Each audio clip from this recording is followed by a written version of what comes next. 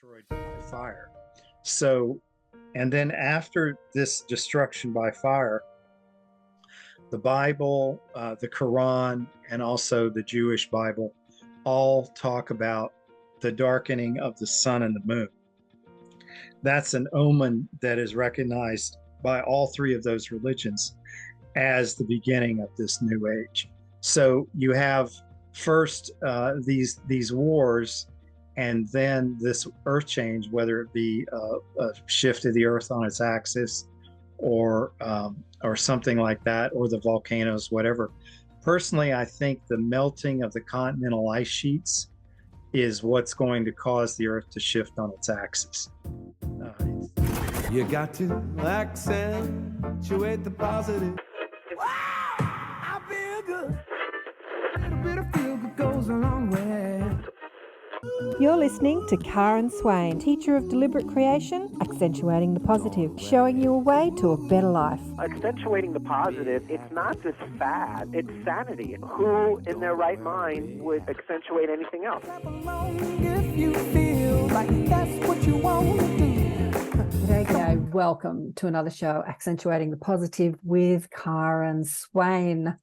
We are going into the past, prophecy, and the future today with the wonderful Kirk Nelson. Welcome to the show, Kirk. Thank you. Thank you. I was just telling Kirk that I found him because Sheila Seppi from the Conscious Awakening Network was on Coast to Coast with George Knapp recently, and it was the middle of the night for her, but here it was a decent time. I don't know, it was in the afternoon, late afternoon for me, so I thought I'd listen to her live, and I couldn't find a way to listen to her from Australia. So I'm searching, and in my search, I'm searching coast to coast, and I found Kirk in my frustration to try and listen to Sheila. And I was listening to you with George Norrie almost 10 years ago. You were on Coast to Coast with George, listening to what you had to say and thought, wow, this is fascinating. And it's been a while since you shared that info. Well, I'm sure you've shared it on many shows since then, but it would be great to have an update because we're nearing some of the times that you were talking about. Yes. Let me tell you a little bit about Kirk. He says, everyone wants to know what will happen in the future. And many people would say there is no way to know. But there are those of us, psychics with psychic ability, who can predict future timelines, shamans, astrologers, prophets like Jesus, Edgar Cayce, and Nostradamus, etc. And Kirk has been a student of prophecy for over 45 years. His specialty is in the effects of planetary influences on world affairs. Kirk is an author, researcher, and lecturer for the Association for Research and Enlightenment. He's the author of 3 books on prophecy, astrology, and the life of Jesus. Edgar Cayce's Hidden History of Jesus. I think you brought that out in 95, didn't you, Kirk? Yes. Edgar Cayce's Secrets of Astrology, Planet Signs, Aspects, and that was in 2000. And your new book, which has just come out, is 2026 Awakening. Yes. What's that one about? It's a combination of biblical prophecy, astrology, and the prophecies of Cayce. I say there are 3 things that I trust in terms of prophecy. One is the words of Jesus, one is the readings of Edgar Cayce, and one is the astrology. And all 3 of these things I've found to be very, very accurate. So what I do in the book is I actually combine those 3 sources of information to discover that in 2026 there's going to be the beginning of the age of Aquarius. And Kirk has lectured in over 50 cities in the US and Canada and has appeared on many radio and television shows sharing your knowledge on prophecy and Edgar Cayce. And your website is 2026awakenings.com, right, Kirk? Yes. Well, how did you find Edgar Cayce? I know I found Edgar Cayce through Shirley MacLaine's books 35 years ago. How did you find the prophecies of Edgar Cayce? Well, in 1981, I went into the University of Georgia bookstore to find the best book I could find on psychic phenomena. And, you had the New Age section in those days. And I looked through all of the books, and The book that I picked was The Sleeping Prophet by Jess Stern, and which is a biography of Cayce. And I read it, and after that, I just read everything I could find on Edgar Cayce and became hooked. 1981. And then what happened? I have to say that the Edgar Cayce readings are the greatest body of information on the planet. There literally is nothing that compares to them in terms of spiritual knowledge, medical readings, anything you can possibly imagine is there. And so I read every book I could find on Cayce and decided that I wanted to write a book on Cayce's prophecies. So then I moved to Virginia Beach a few years later and researched at the library because there was no internet then. So I researched at the Cayce Library and wrote my first book on Cayce's prophecies. What was it about his prophecies that had you so taken? What was he saying that made you wonder? Well, it was not just what he was saying, but the fact that his readings were so correct about everything. I mean, he could diagnose illnesses at a distance. He could recommend cures and different formulas for people. And he could even, for instance, one time he was doing a reading for someone and they gave the address and all that sort of thing. And Cayce said, well, they're not at home. They're on a bus on the way across town. They'll be home in about 45 minutes. And of course, that turned out to be true. So his ability to access the Akashic records and just see through time was amazing. Yeah. Do you think there are other prophets since then that have that same access? Well, I have seen many, many prophets in the last 40 years, or excuse me, many, many psychics in the last 40 years, and I've never seen anyone that even comes close to Edgar Cayce. Yeah, interesting. Because he was called the sleeping prophet. So he would literally leave his body and be unaware of everything that was said during his time channeling, right? And then some intelligence would take over his body. Do you want to explain how he did it? Yeah, he needed to set aside the physical consciousness in order to do what he was doing. There is a thing called the consciousness diagram where you have the conscious, you have the subconscious, and you have the superconscious. And when you go into trance, your subconscious becomes your conscious. So you have more access to the superconscious, which is the God level or the Akashic records. What about the lady that channeled the Law of One in the 80s or 90s? What was her name? There was three of them. Yeah. No, I know you're talking about. Well, let me just tell you my experience. The best psychic I ever saw, other than Edgar Cayce, was Al Miner, and he has since passed away. But his readings were very good. They weren't as good as Cayce's, but they were quite good. And then I had a friend. This is an interesting story. When I first arrived in Virginia Beach to study the readings, somebody said, oh, I have this friend who's a psychic. Would you like to get a reading? He just started out. He's giving them for free. And I'm like, oh, yeah, definitely. I'd like to get a reading. So I went over to his house, met him. I wrote a list of questions. I didn't even tell my wife what my questions were. I was just going to keep it a secret. And I walked in and he was laying on the bed and he was in trance like Cayce. He was a trance psychic, and that's very rare. Most psychics are conscious psychics. And so I had all these questions on my list about my life as an Essene, my past life as an Essene. So the first thing out of his mouth was, as a witness to the Sermon on the Mount, then, you as an Essene. And he goes on to describe my life as an Essene. How did you know you were an Essene? It's just my, Gut knowing. Well, no, I just the whole obsession with the second coming and prophecy and all that kind of stuff. Yeah. I mean, there's certain lifetimes that I'm really drawn to. One would be the Essenes, the other is the American Revolution. You know, Mhm. there's certain things that you're drawn to in history. Mhm. So, yeah, I would say intuitive dreams, all that sort of stuff. So what did he tell you about that life? He told me that I was a member of the Sanhedrin, but I wasn't one of the ones who condemned Jesus. In fact, I spoke up for Jesus, which got me into a lot of trouble. And the biggest thing to me was being a witness to the Sermon on the Mount. That's a very powerful thing emotionally to me. Yeah.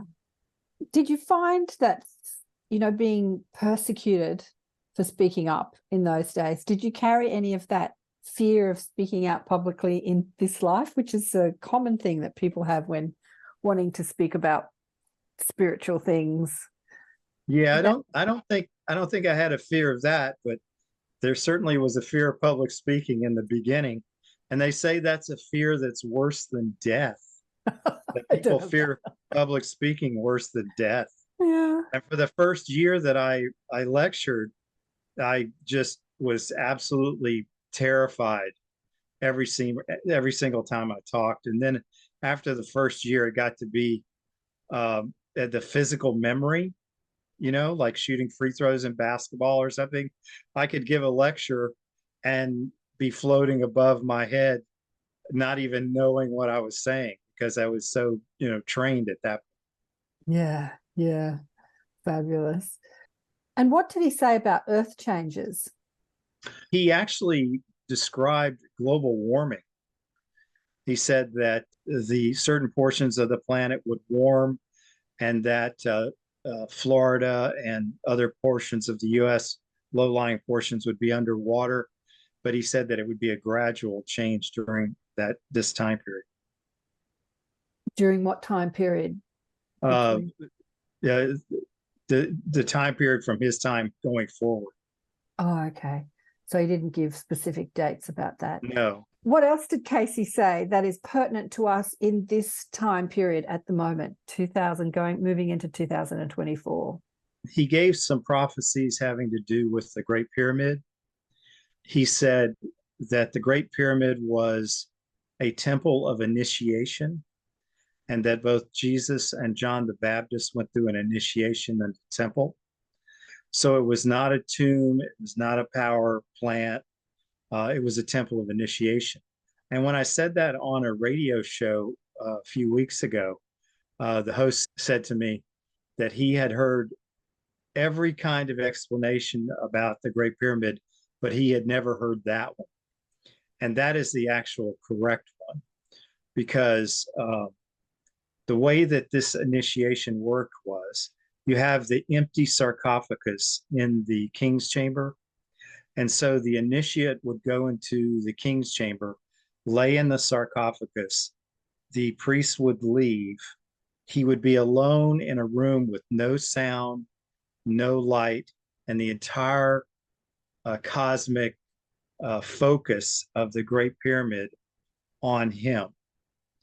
And there's some suggestion that they stayed in there for 3 days and nights, like Jesus did 3 days and nights in the tomb.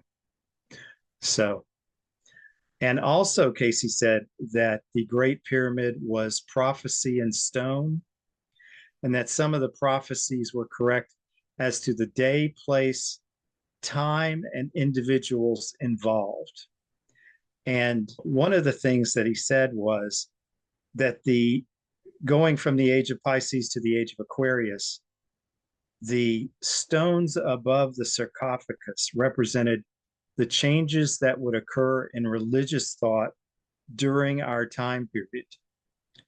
And I looked at that diagram of the stones above the king's chamber for years, and I couldn't figure it out. And then one day I was falling asleep, and I was in between that awake and asleep state, and I suddenly realized it was an arrow representing the Kundalini, the raising of your consciousness through meditation. Now, Cayce said that the direction of the stones and the color of the stones would reveal their meaning. And the stones, there are 7 stones, 5 lower stones that are made of red granite. And the 5th one is slightly narrow, like the neck. And the 2 higher stones are made of gray limestone, and they are connected. And these represent the 7 endocrine centers of the body, 7 endocrine glands of the body, and raising your consciousness through meditation. So you have the lower centers, then the next center, which would be the thyroid, was narrower. And then the pituitary and the pineal are represented by the gray limestone stones, the tip of the arrow, which are connected as the pineal and the pituitary are connected by the hypothalamus. So it's a perfect representation of Kundalini. I love the explanation that it is prophecy in stone. That's fabulous. Yeah, Yeah. you're right. I've heard many explanations of what the pyramids are, that they're a navigational system for the ETs and they're sacred temples. And obviously the mainstream one was they were tombs, and you said that they were never tombs. And I think that all of it could be right because they've been there for a long time. And the intelligence around the building of them could have implemented all that into this stone structure. Well, yeah, I think some of that is true. Now, there's a guy by the name of Jean-Pierre Houdin, who is a French architect. He quit his job, sold his house, moved into a studio apartment in Paris to dedicate his life to figuring out how the Great Pyramid was built. And he figured it out, that it was built by an internal ramp. But one of the things that he figured out that's most fascinating is that, when the Great Pyramid, when the King's Chamber was found, they had to blast through a 24-foot plug with dynamite to get to the Grand Gallery, to get to the King's Chamber. So there had to be another way to get to the King's Chamber for these initiations to take place. And Jean-Pierre Houdin, when he looked at the stones in the King's Chamber, he realized that there was a stone in front of the sarcophagus that could be removed. In other words, it wasn't structural. It was like a doorway with a transverse stone over it. And when he tried to slip a credit card into the gaps in the other stones, he couldn't do it. But with that stone, he could slip a credit card. So he believes that that is an entranceway from a passage into the King's Chamber. Now, part of what he predicted with respect to that was that above the common entrance, the inverse V, that underneath this inverse V above the common entrance to the King or to the Great Pyramid, that's where that passageway led to. And then last March, they discovered a room there behind those stones, and then beyond that room are 2 stones that are identical to 2 stones in the front part, which could easily be removed to lead to a passageway. Amazing. So he's made some amazing discoveries. It's beautiful that this ancient structure in this day and age is still revealing its secrets. We've been hacking away at it for thousands of years trying to understand it. And in 2023, it's still revealing its secrets, and there's more secrets to be revealed. Yeah, amazing. Yeah, now there's more to the prophecy of the Great Pyramid. He said that it represented the day, place, time, and individuals involved. That made me think, how do you build a pyramid to indicate an exact day, place, and time 12,000 years into the future? So I was thinking about this, and a lot of people don't know the Great Pyramid has 8 sides. And the way that we know this is that a British military pilot flew over the Great Pyramid at sunset on the equinox and saw a shadow on one half of one side. So the sides are indented 1% so that this shadow appears only at sunset and sunrise on the equinox. So I thought, okay, well, maybe they're telling us that something will happen at sunset or sunrise on some future equinox. So I didn't think much about it. Then one time there's this photograph, like I said, from 1940. And I was driving home and I thought, maybe there's more information on that photograph than what they're saying. So when I got home, I took a business card out and I laid it on the edge of the shadow from the second pyramid. And it pointed directly to this right front forepaw box of the Sphinx. Now, this box in 1998, they did electrical soundings indicating that there's a shaft under that box. And in 1982, they did acoustical soundings that indicate there's an opening under that box. And Cayce said that there was a repository of knowledge underneath the Sphinx, and that it would be opened by an entrance by the right front forepaw of the box. So I think that the whole structure is set up to tell us where this entrance to the Hall of Records is and when it will be opened. When will it be opened? Now, this is a little story too. In 2015, I called my literary agent, and we were chatting, and she said, I thought you called me because you wanted to do another book. And I said, well, I'd like to do a book called How to Be Rich, Happy, and Thin. And she laughed at me derisively. And so I said, well, what kind of book should I do? And she said, well, you should do something on the edge, right there on the edge of knowledge or whatever. And I thought, well, okay, I guess I could redo my prophecy book. So I went home and I took my ephemeris and I looked to see what was the best day astrologically in the next 35 years. And what I found was it was March 20th, 2026. And that is the spring equinox. Now, the thing about the spring equinox is the position of the sun on the spring equinox indicates which astrological age we are in. And the astrological ages go backwards. So to me, that indicated that date, because the aspects were so spectacular, would be the date of the beginning of the age of Aquarius.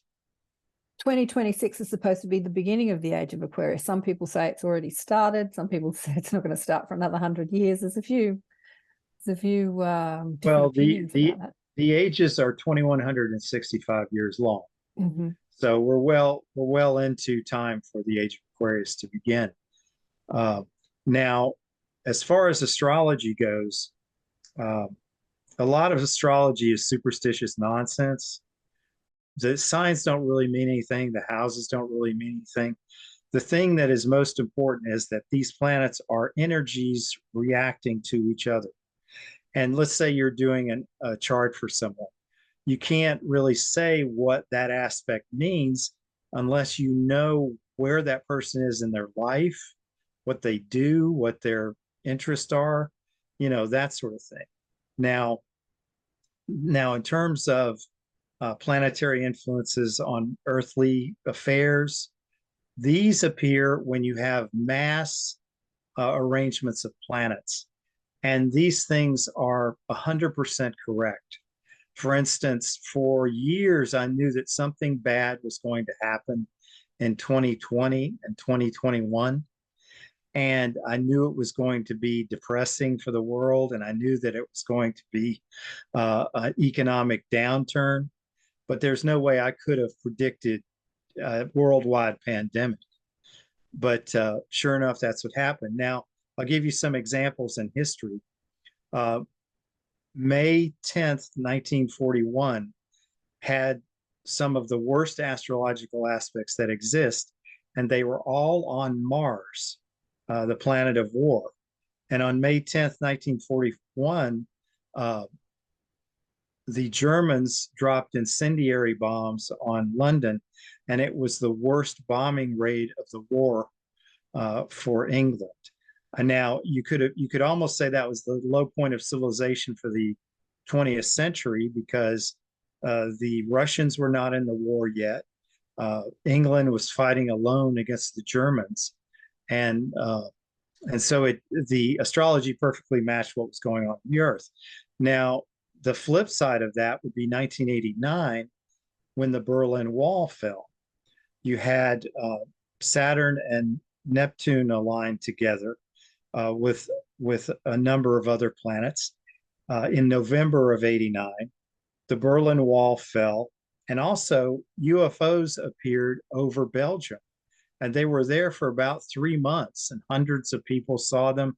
It's never reported in the American press.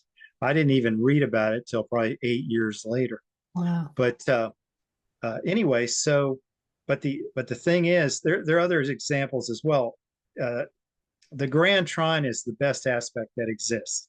So in July of 2013, we had a Grand Trine, but it only lasted for 3 weeks. So what happened was, during that 3-week period, the Iranians agreed to give up their nuclear weapons because the great powers of China, Russia, the United States, the European powers all made a deal. They agreed to give up their nuclear weapons. Also, the Israelis and the Palestinians got together to talk peace for the first time in 4 years, but that aspect only lasted for 3 weeks. So it all went away after the Grand Trine went away. Now, what we have in 2026, and also to some extent in 2025, and even to some extent now, is that Uranus, Neptune, and Saturn are all lining up in aspect with each other. And when you see these the time that you see these changes are when the 4 large outer planets line up together: Uranus, Neptune, Jupiter, and Saturn. Uranus, Neptune, and Saturn are the 3 slowest moving planets. So when they line up together, they're together longer than any other planets would be. And that's what we're going to see starting in 25. Now, the big aspect is Saturn and Neptune are going to be conjunct in June of 25. And Saturn and Neptune conjunct is the physical manifestation of spiritual ideals, such as the Second Coming, or the opening of the Hall of Records, the beginning of the Age of Aquarius. I'm not saying it begins then. I think it's going to be with that alignment in 26. But, another thing with that aspect is the appearance of UFOs. So I think there may be some mass UFO sighting, something like that, during that time period. So, so what's happening is, gradually these 3 planets are all lining up together. They are Uranus and Neptune are somewhat aligned together now, but the culmination of this will be March 20th, 2026. All of those planets are lined up with the sun. And, they're all lined up, and then Jupiter and Saturn, I believe it is. No, excuse me, Jupiter and Mars are not part of that alignment, but they are trining each other on that day. So you have all these planets, almost the whole pantheon of planets lined up in positive aspects on that day. Wow. So what about what's happening in the Middle East now? I mean, is there some planetary alignment that's creating the chaos that we're witnessing in the Middle East? Well, there is a Mars Uranus opposition, and Mars in bad aspect with Uranus is violence and war, etc. Now, when John F. Kennedy was killed, he had 5 negative Mars-Uranus aspects. He had 5 of the most violent aspects that exist. And there are also aspects for taking a risk, which, he was riding around in an open car, and, subject to assassination. So yeah, there is an aspect that fits what's going on right now. Much of what you're saying could be corroborated with someone that I had on the show recently who channels the angels, and a lot of what she channels is prophecy. And it wasn't pretty. Like, she's been channeling it for about 10 years, she's also, a teacher helping people raise their vibrational frequency. But a lot of what she says is prophecy. There was a couple of things that she said, but she wasn't given dates. And one was that there would be this light explosion on the planet that would uplift the minds of humans and raise the consciousness, which a lot of people have spoken about. They've called it the event. Some have said that it was like a solar mass ejection, sort of like this light that hits the planet. Some say it's coming from the sun. Some say it's coming from the cosmos, wherever it's coming from. But she also talked about a rift, like an underground volcano that would be heard across the world that would cause cataclysmic earth changes, like a lot of much of what Cayce said, things falling into the ocean and things being underwater, but no dates were given. So I don't know. Well, one of the things that I talk about in my book, The 2026 Awakening, is that if you look at the prophecies in the Bible, Jesus in Matthew 24 talks about what's going to happen right before his return. And he refers to Daniel, the book of Daniel specifically. He quotes it word for word. And Daniel talks about a desecration of the temple in Jerusalem being the beginning point of this, what he refers to as tribulation period. And he says it will be the worst time there ever was on the earth. So the Bible gives us a timeline of events. And the first event to occur would be this invasion of the Middle East by some foreign power. In Ezekiel 38, it says that they will come like a cloud upon the land. There'd be so many of them. And then Daniel says they will be destroyed by fire. So, and then after this destruction by fire, the Bible, the Quran, and also the Jewish Bible all talk about the darkening of the sun and the moon. That's an omen that is recognized by all three of those religions as the beginning of this new age. So you have first these wars, and then this earth change, whether it be a shift of the earth on its axis or something like that, or the volcanoes, whatever. Personally, I think the melting of the continental ice sheets is what's going to cause the earth to shift on its axis. It's a gradual change until it's an extreme one. Now, are you familiar with the South American anomaly? There's a hole in the Earth's magnetic field in the South Atlantic, and it keeps growing bigger. And the cause of it is some kind of blob of material at the Earth's core. That might be some evidence that the Earth could be shifting on its axis.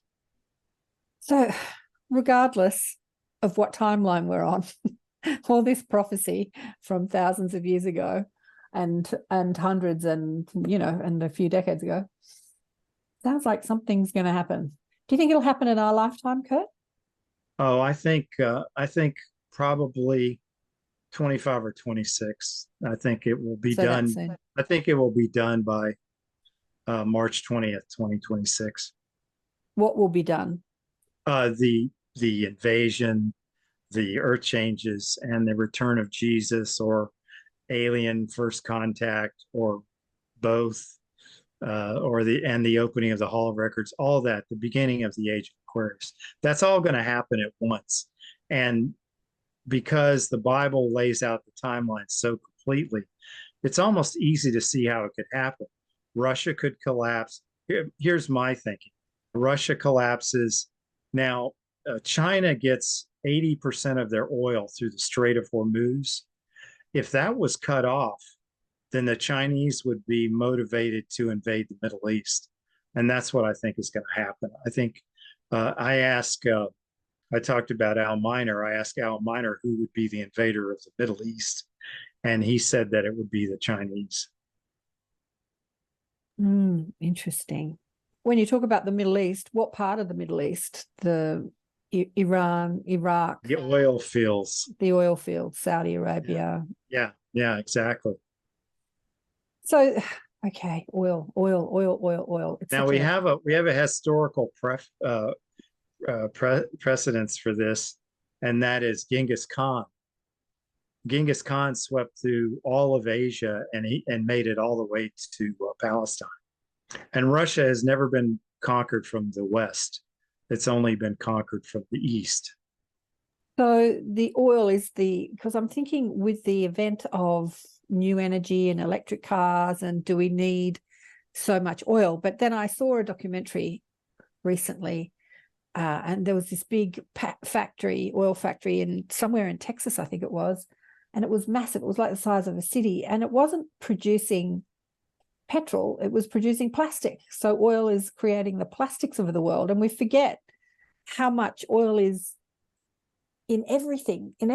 Like if we stopped using oil, we'd have to find new ways to make everything almost, wouldn't we? Which would be a good thing, maybe, if everyone's fighting over oil. That's for sure. So anyway, if you look at what's happening with China right now, their economy is collapsing because of Xi's saber rattling.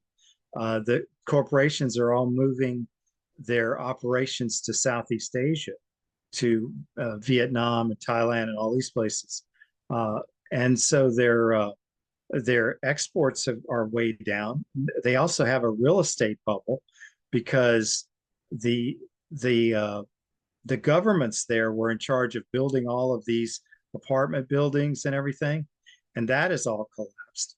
So that's why Xi came to the United States. He came this week because he's in trouble. He's in serious trouble, and he needs our help. So it's easy to see that he would be motivated if their oil would cut off. That would be cut off. That would be a disaster. They'd have to do something. China is a big conversation, especially down under, because we're very rich in precious metals, which we sell to China for their building industry, and their building industry is collapsing. So a lot of the steel and iron ore that we're selling to China is stopping, which is greatly impacting the economy down under. Yeah, it's big chaos in the world happening everywhere. So back to Cayce, was there anything else that he predicted that is still to come? I suppose the Earth changes. Well, there's a couple of things. Cayce talked about the continent of Atlantis and that it would be discussed. He said there wasn't just a hall of records in Egypt. There was also one in Bimini and also one in Yucatan, off the coast of Bimini, an island off the coast of Florida. And so he said, I would say all of those will be discovered during this time period. And also when I think about the age of Aquarius, Cayce gave readings on the continent of Atlantis and what the life was like then. And I think some of the things that he said, I picture as being our future. He said that the Atlanteans could transpose matter from one end of the universe to the next. And he talked about the initiates, the spiritual people, going into a crystal room, and that in this crystal room, they could communicate with the infinite. So I just think that those are some of the things that we have to look forward to. Ah, interesting. Going into a crystal room, you could communicate with the infinite. Interesting. Well, you don't need to go into a crystal room to communicate with the infinite. That's true. Anyone can communicate with the infinite if they shift their vibration and shift their thought forms and belief systems. I have a friend who built a meditation room, a circular meditation room that they added to their house with an enormous crystal in the middle of it. Well, crystals are known for amplifying frequency, so I guess it would amplify that frequency that you could hear loudly. There's a woman coming on the show in the next couple of weeks who's created a harmonic egg using sacred geometry, crystal, light, sound as a healing chamber. But I think it's also a frequency chamber to sort of help that. So there's lots of things happening Yeah, communicate with So the infinite, which is what Cayce was doing, in that, I don't know if he was communicating with the infinite, but he was allowing the infinite to communicate through him. yes. So are you familiar with the aerial phenomena? The aerial phenomena, what do you mean? No, Yes. what do you mean by aerial phenomena? Now, this is so interesting. I had never heard of it till a couple of years ago. In 1994, a group of African school children were playing outside, and a UFO landed by their playground. And Oh yeah, 60, yeah. yeah, 65 school children saw these aliens, and some of them communicated with the aliens telepathically. Yeah, yeah. And so this story is irrefutable because there's 65 witnesses, right? And one of the things that the aliens said is that if we're not careful, that our technology could destroy the earth. Yeah. So, but the point I'm getting at here is that that first contact with aliens, uh, that's what it would look like. Yeah, there's been a lot of contact with aliens. I have to say. I've had many Well, people I'm, on I'm the talking show about in a public sense, in a public you know, sense, where and everybody knows. where everybody knows. Yeah, there's a great Netflix documentary that Steven Spielberg was a part of producing called Encounters, which goes into, is that what it's called, the aerial phenomena, the South African school children? I think Yes, that was, yes. Well, it was that Zimbabwe. was over Zimbabwe. That was Yeah. over 25 years ago, 30 Yeah. years ago. Oh, Anyway, here's another interesting thing about that event. That event has the perfect astrological aspects for an alien encounter. oh, does it? Don't you love it? Yeah, the transiting sun was trine, which is the best of all possible aspects. Uranus and Neptune, which is the extremes of Neptune, which is outer space and aliens. That's mysticism. Mysticism. Well, it's interesting because it's been showcased a lot. It's been talked about a lot. And as I was watching this Netflix documentary called Encounters, I was thinking, yeah, it's nothing we haven't all seen before, except I did persist and watch all of it. I was about to turn off thinking, yeah, I've seen all this before.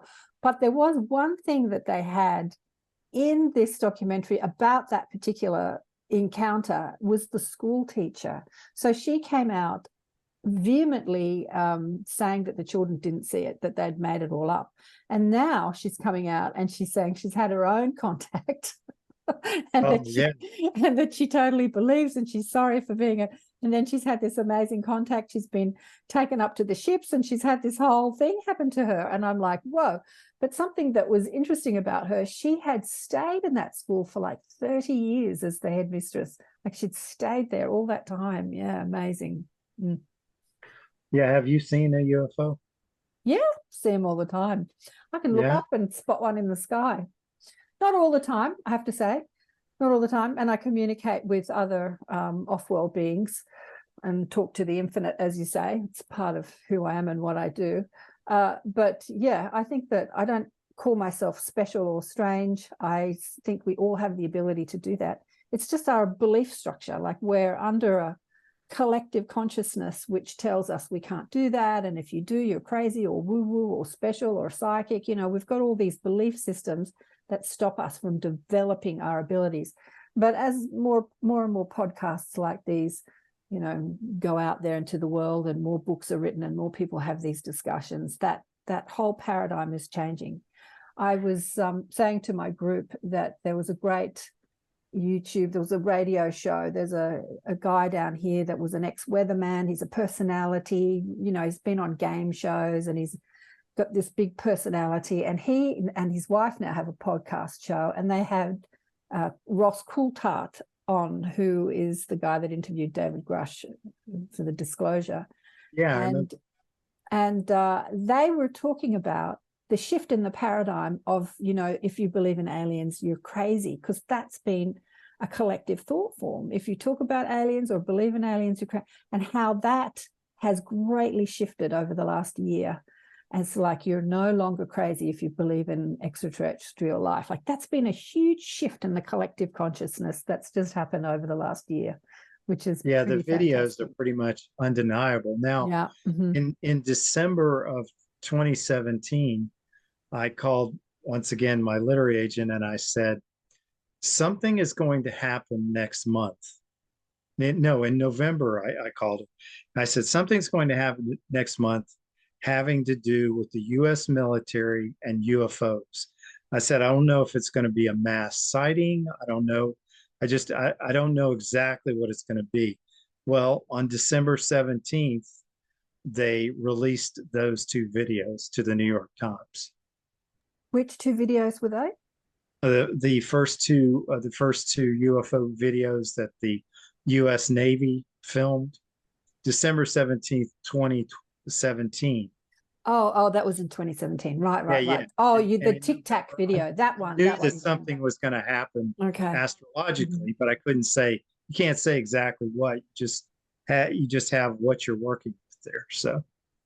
So the information that's coming out about all this is that the military have known about all this. They've back engineered technology. They're in communication with off-world beings, and they've got it all going on. There's this whole, other world out there that none of the public of the world know about. It's all very secret and covert. So that information that's disclosing that is coming out, and it's like, why can't we have this back engineered technology for healing and energy propulsion and all this stuff that's been suppressed? Like, we don't need to fight over oil anymore, right? If we've got this technology. The room under the Sphinx that has the... Yes. So wouldn't you think that they'd also got in there too secretly, some government or military, and sort of uncovered it already? Yeah, I'm glad you brought this up because I wanted to talk about this. Are you familiar with Robert Schoch, the geologist from Boston? Yeah. So he found a chamber under the left paw, a rectangular chamber that's 98 feet long. Cayce said that the Hall of Records contained 32 stone tablets, and that sounds like the Hall of Records. I believe that he has found the Hall of Records, and I believe that we know where the entrance to the Hall of Records is. So Cayce said he gave some information about what was contained there. He said there were musical instruments, there were musical scores, there was the history of the world from 10 million years BC up to that time. He did not talk about technology, but then technology was not a big thing in his, time period. But he said that it was written in a combination of Egyptian and Atlantean lettering. So perhaps there is some, Atlantean technology there. But we're developing our technology very quickly and getting very close to understanding, everything. Well, we are. I'm pretty sure that the technology that's released to the public is like years behind the technology that has been developed. People say, they queue up for the new iPhone. I'm pretty sure that Apple developed the iPhone 15 probably 10 years ago, but they're systematically releasing each iPhone, 1 year at a time as to make money, as a marketing thing. And but technology is developed, but it's not always released to the public for use. Mind you, we've had a big boom in AI technology over the last year, huge boom in what's going on with AI, which is kind of scary, that has been released. It was sort of dripped out and then it had exploded. Have you seen all that AI stuff that you can do? You don't of course. Study anything, you just pop it into an AI thing and it writes a book for you, or it paints a picture for you, or it changes your voice, or changes what you look like. It's crazy what's going on. Yeah, well, here's a couple of things that are going on. Like I said, Saturn and Neptune being conjunct, that's a huge deal. That's going to be an enormous deal right there in 25. And then in November of 25, there is a grand trine with all the large planets. And I think there's going to be some kind of mass spiritual awakening at that point. I'm hoping that it will be a movie about Cayce. I'm trying to get a movie produced about Edgar Cayce's best friend, David Kahn, because David Kahn met Cayce when he was 15 years old. and Cayce gave him free readings for the rest of his life. So his whole life was led by Edgar Cayce, starting with he was fighting in World War One. He searched for oil in Texas with Cayce. He built a hospital in Virginia Beach with Cayce. He was working with Eleanor Roosevelt in the top levels of government during the Great Depression and World War II. And time again, I was astonished in reading his autobiography how Cayce was able to literally predict his future. Now, I'll give you a couple of examples. When he was in World War I, before he left, Cayce said, your commander won't be with you when you leave. You will ship out in 3 months. Both of those things came true. So also he said to Cayce, I want to help with the war effort. What should I do?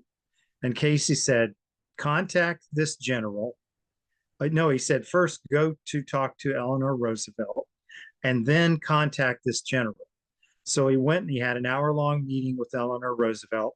Then he met with the general, and the general said, because he was a businessman, the general said, oh, maybe you could help us with this logistical group that we've got. So why don't you come at 10 a.m. tomorrow morning and meet with our group? So he goes and he meets with this group, and the group says, we need 2 million, pounds or tons of quartz crystal that we're using for electronics in our submarines. And we know this guy in South America, and he has 2 million, he has exactly what we need, but we can't seem to get him to give it to us. And David Kahn said, what's his name? And they told him his name. And David Kahn says, give me the phone. And David Kahn called him, and it was one of his friends who lived like 2 doors down from him. He knew the guy. And he said, look, what do we need to do? And the guy said, I have no transport. We need transport. And he said, we'll get transport. So they made a deal. So Cayce had guided him to the exact place where he could have had the greatest effect in helping the war effort. His story is just amazing. He married a Broadway star. I mean, he had a more interesting life actually than Edgar Cayce did. But Yeah. if you take his life and you add Cayce to it, it's just an incredible story to make an amazing movie. There are a lot of amazing stories out there that would make incredible movies. But what amazes me is how much money is thrown into movie making. They make so many bad movies. There are so many bad movies made out there. That's so true. On topics that are predominantly negative, fear-based. Yeah, I often wonder why are these bad movies financed and stories like this not financed? Yeah, it's really interesting. Maybe that will shift. That will shift in the next few years. Well, speaking of that 89 time period, Taylor Swift was born in December of 89, and she has this big opposition aspect. But the thing about an opposition is whenever there's good aspects to that opposition, they're like insanely good aspects. So as her life goes along, she can be pulled apart and yet at the same time have this amazing stuff going on. Yeah, Taylor Swift, born in 89. Wasn't the harmonic convergence in 89 as well? That was in 87. I'm glad you brought that up. Oh, that was in 87. Yeah, that was in 87. Oh, God, I'm trying to think of his name. I can't remember his name, but the harmonic convergence was in August of 87. There's an American football player who was born with that was a grand trine. You remember I told you that's the best of all possible aspects? Yeah. Well, once again, it only lasted for like a month. But anyway, there's an American football player who was born during that time period. And he was not talented at all. And he played quarterback, and there would be amazing plays that would happen when he was playing. I mean, it was just extraordinary. It was like angels in the outfield, just incredible things would happen. But he's kind of a Christ-like figure because he would go visit sick children in the hospital right before the game. Mm-hmm. And he started a charity which has about 700 chapters throughout the United States to help, to help sick children, stuff like that. So it's interesting to see someone who has that kind of aspect. Now, this applies to countries as well. The United States has Sun square Saturn, which is the worst aspect you can have. And so we have this governmental system that doesn't really work very well. The Electoral College and all these different things that we have that just don't make any sense. Whereas Canada has a Grand Trine, which is the best of all possible aspects. And they have their governmental system works much better than ours does. Well, I don't know about that, Kirk. I talked to some Canadians. They're not really happy with what's going on in Canada. We've got quite a few Canadians in our group, our online group, and not happy about what's happening in the politics in Canada at the moment. There's just big suppression, big, what's it called? They're not happy about. Yeah, but it used to be the free and beautiful country, but that sort of shifted since the pandemic. Well, okay, so 2026, the room under the Sphinx is it the right paw or the left paw? Well, the entrance is by the right paw. By the right paw. And the room itself is under the left paw. Oh, okay. So the entrance is under the right, but the room is.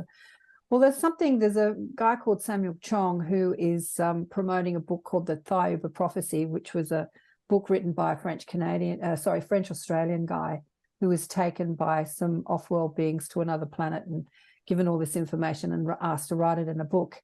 He has since transitioned. He left his body in 2018, and Samuel's taken it on himself to spread the messages of the book. And a couple of people, including myself, asked him the question because he met Michel, who was this French guy who eventually moved to Vietnam, and said, what else did they tell you that you haven't revealed in the book? And he said about the chamber under the Sphinx. Oh, okay. Yeah. So that was something that the ETs had revealed to Michel that he had not put in the book. I think that he was going to write a second book or didn't, or he just didn't get it all in the book.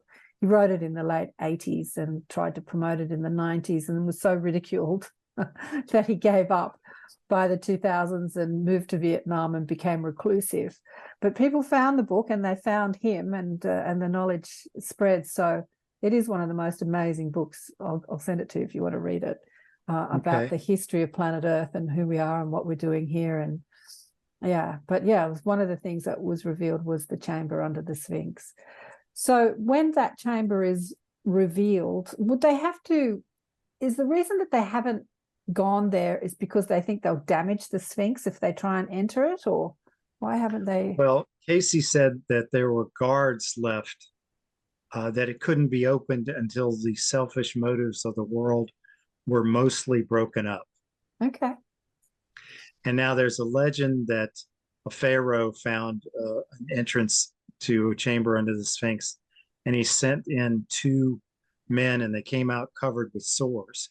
So he covered over the entrance and placed a statue of the god of the underworld on it. And when the box, the right front forepaw box that I talk about, was uncovered in the 1800s, they found a broken statue of Osiris, the god of the underworld, next to that box. Interesting. So I don't know, a couple of years away, 2026, where are we? 3 years away.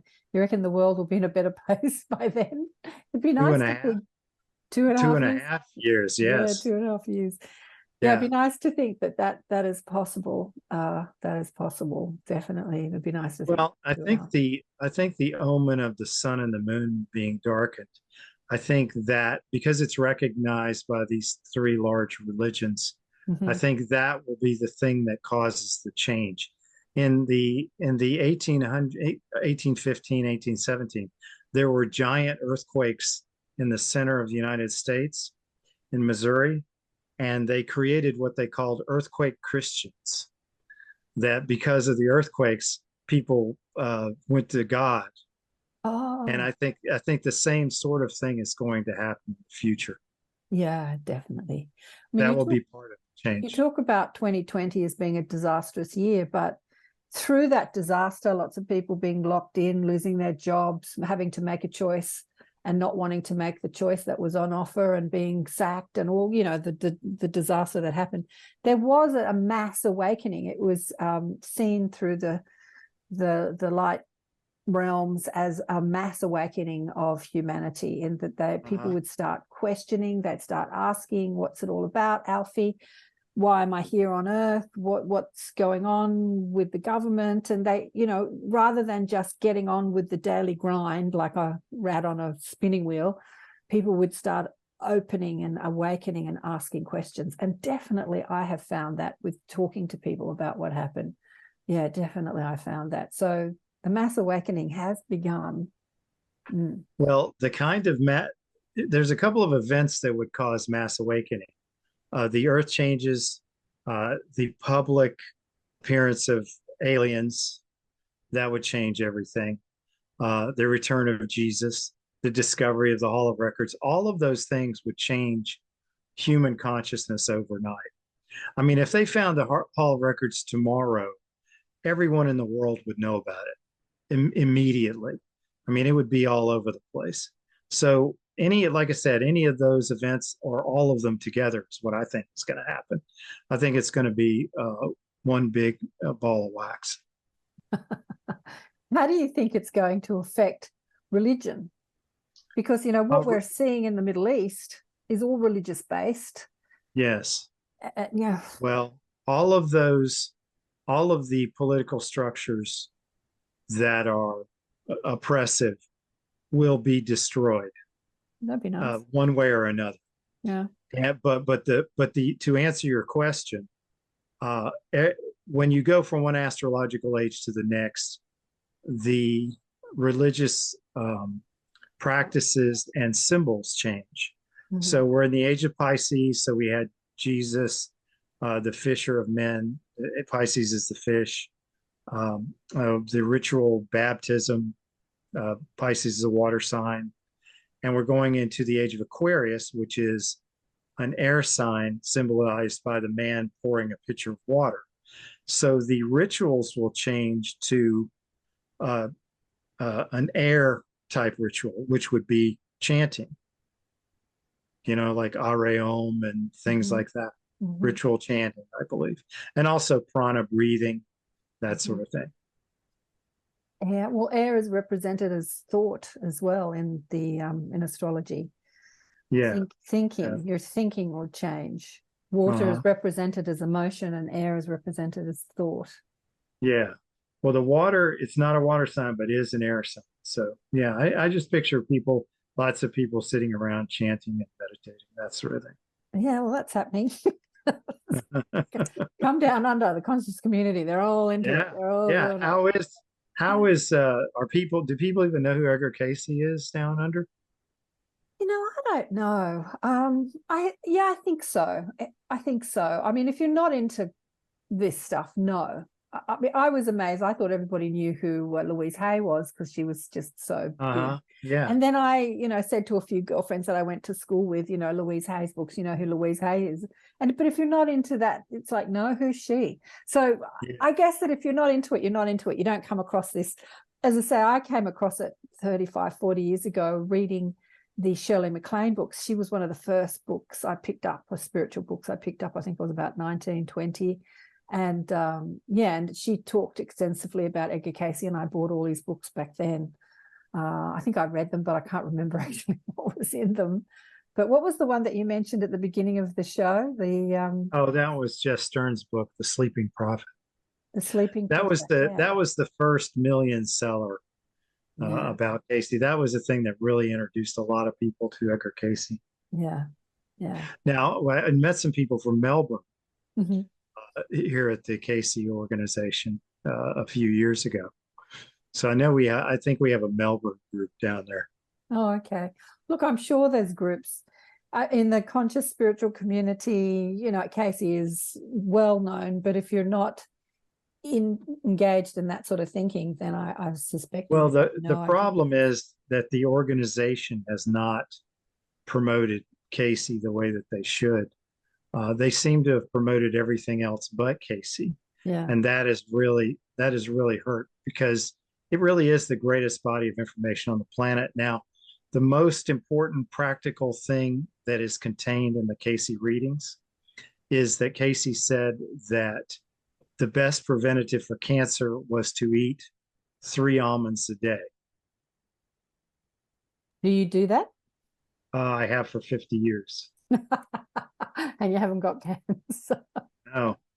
I have to say, I do eat a lot of almonds as well, 3 almonds Well, a day. good. How Yeah. does, thinking about well-known prophets within the mainstream consciousness or community, I think Nostradamus is known.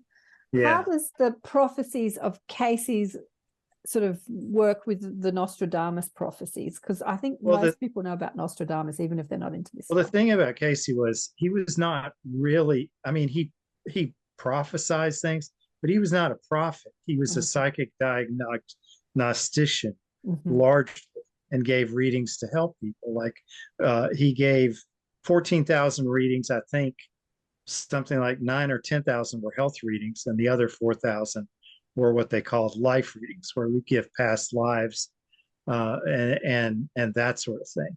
So it wasn't like he gave a lot of prophecy, but where his prophecy comes into reality is in Giza, and the fact that that there is the chamber under the left paw, that there is something by the right front forepaw, under the right front forepaw box, the fact that the stones above the king chamber perfectly represent Kundalini, which would be the changes that would occur in religious thought, so that religions would understand that lifting your consciousness through the endocrine centers through meditation is what we should be doing. The fact that all of those things fall in line with what Cayce predicted is very powerful, I think.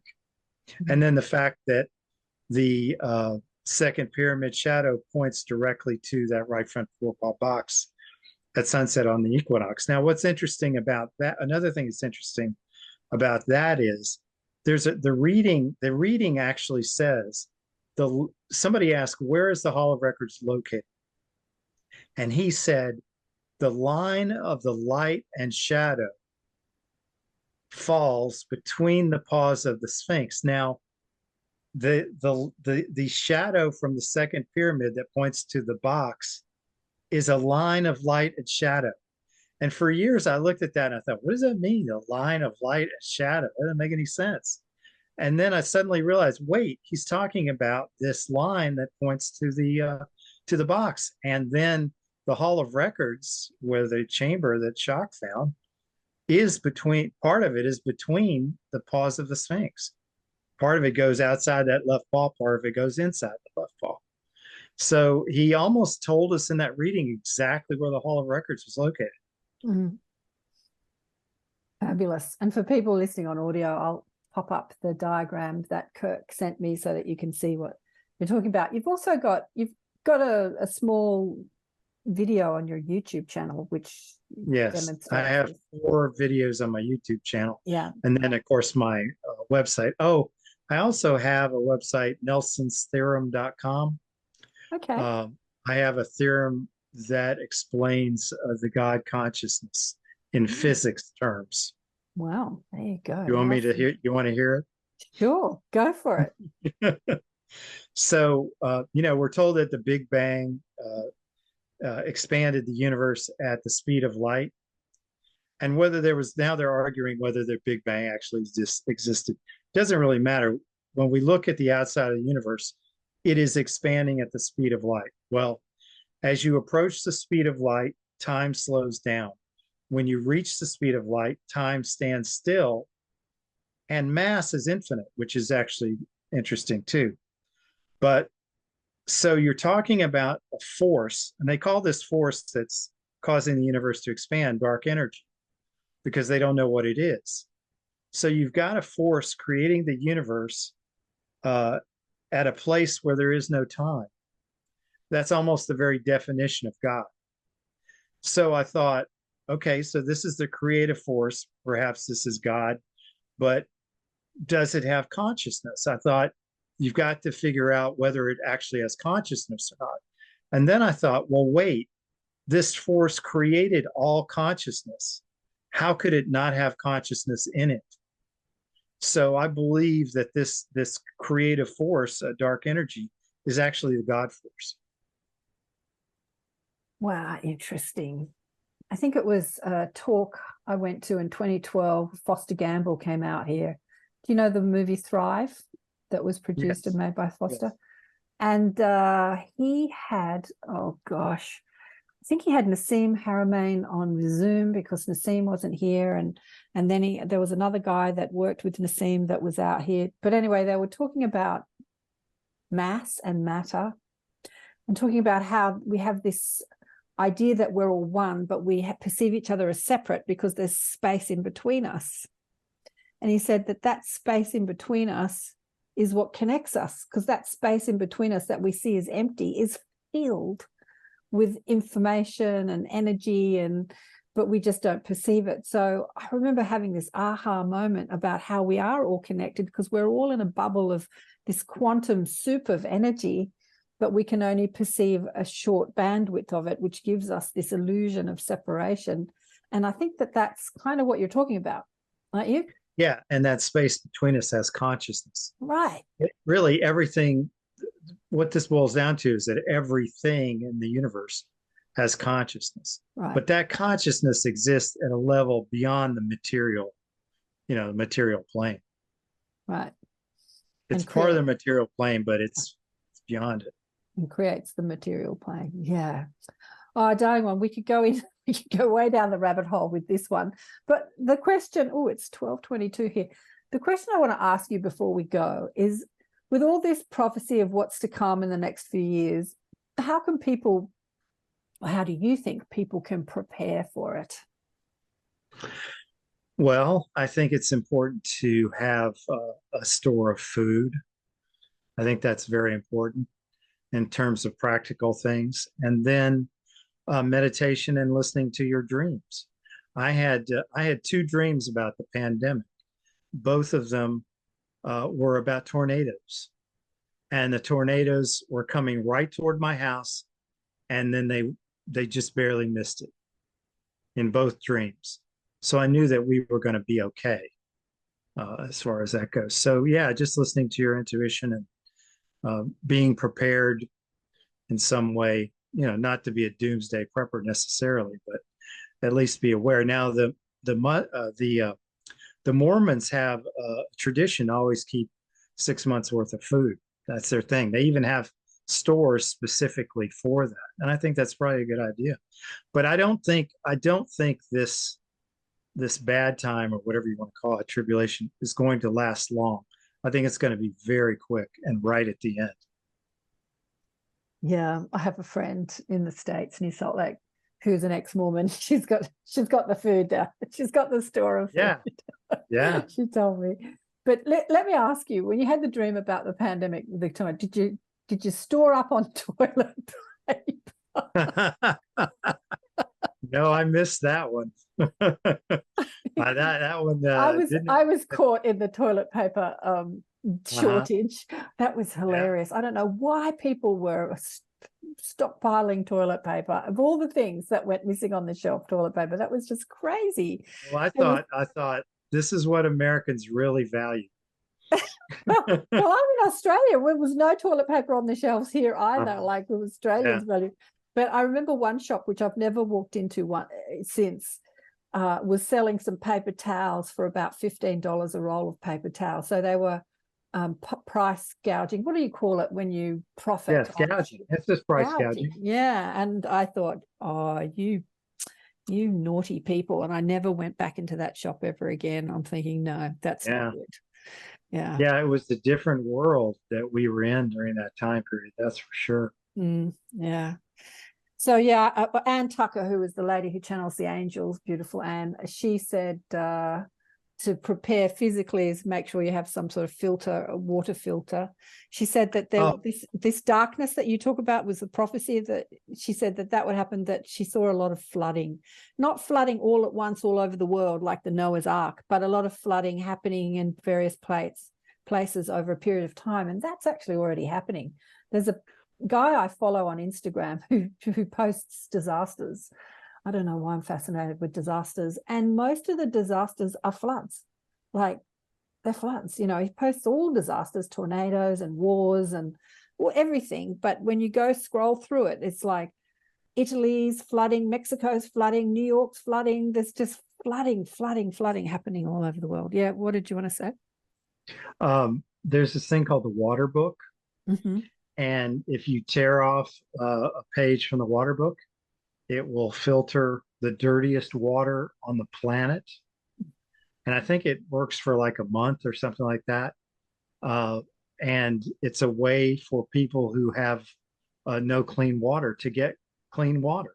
Where do you get it? The water book. Where do you get it? It's been years since I stored that fact in my mind. So I think if people just Google the water book, it probably will show up. There you go. Yeah, Anne was talking about buying you can buy these little filtration things that you can, it's like a plastic cup, and it has a little filter in it. You can put really dirty water in that, water from anywhere, and it'll filter it almost completely. Yeah. Clean. Yeah. So yeah, there's great technology for filtering water these days. Well, Kirk, this has been fascinating. You are a wealth of knowledge. You are truly a fascinating man. Thank you so much for sharing with us today on the show. All right. Thanks for having me. What did you think of that one? Fascinating stuff, isn't it? I've got the Sphinx behind me. You see that? That's the right paw where the entrance to the underground cavern is, the entrance to the room, the Akashic Records, the room, Hall of Knowledge. What did he call it? I can't remember. Well, it'd be interesting. As I said to him, I'm pretty sure that probably people have already opened it and it's all hidden from us, but maybe in 2026 we'll know about it. It'll come to light that there is information there. A bit like the what was that cave in some high mountains that Greg Braden talks about, the Dead Sea Scrolls that revealed a lot of information that was taken out of the Bible and stuff. I mean, they were revealed and then people debunked it and said it was all false and all that sort of stuff. I suppose they could do that for the information that's, in the Hall of Records under the Sphinx too. They could say, no, it's not true.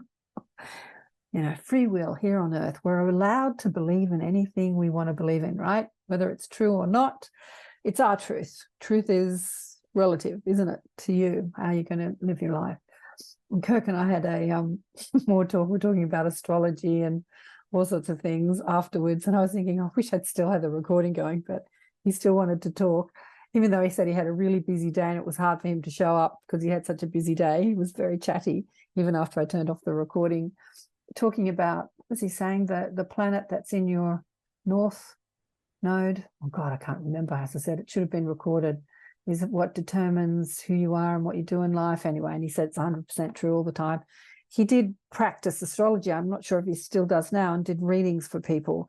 But as he said on the show, he said most of the astrology of today he sees as nonsense. It's only the planets that are important and how they relate to each other that's important in his astrology.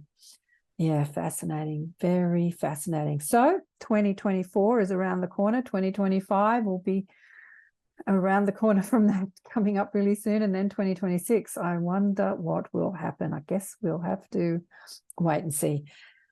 And as for preparing, I think that the best thing that we can do to prepare for these times that have been prophesized, or these great cataclysmic times, is to raise our consciousness and not be traumatized by what we witness on our social media and news, and see it all as happening for us and not to us. When we feel like life's happening to us and we have no say in it, that's when we feel victimized by what's happening. And I think that all these prophets, like Anne Tucker and Cayce and many prophets that talk about future times, they, like Anne said, they prepare us for times so that we don't get traumatized and we can meet these times with good humor, enlightenment, and understanding. rather than meeting it with feeling victimized and traumatized, because, yeah, life is shaking us to wake us, as the pandemic did. There was a big shake up in the collective consciousness. As I said to Kirk, many people awakened to looking at reality differently. They might not be spiritually enlightened, but at least they're on the path, asking questions. Why am I here? What's it all about? Maybe I don't really want to pursue the goals that I think will bring me the happiness. I have to look within. Yeah, these are big times. Look within and find out who I really am, what I'm made of, and why I'm here, and how I can be of service to humanity, rather than pursuing money and fame and success and goals, how we can all come together and serve each other. That, to me, is what true awakening is about. Stop focusing on the I and start thinking about the we. I wish there would be more awakening in corporations, especially the whole oil thing. Much of that is profit, bottom line, with technology that's out there today that can replace the things that oil makes, plastics and petrol, and, it's still about making money, isn't it? It's always about making money, the bottom line. Anyway, let me know your thoughts on all of this. Have you read the Cayce books? I have to say, I read them years ago, but I don't really remember what was in them. So it was great for Kirk to remind me. I think I might even have them still on my bookcase, or I might have thrown them out years ago. I don't know. Lots of downsizing I've done over the years. The books are heavy, they're the first things to go. I've got such a small bookcase now, so I probably haven't got any of the Cayce books left.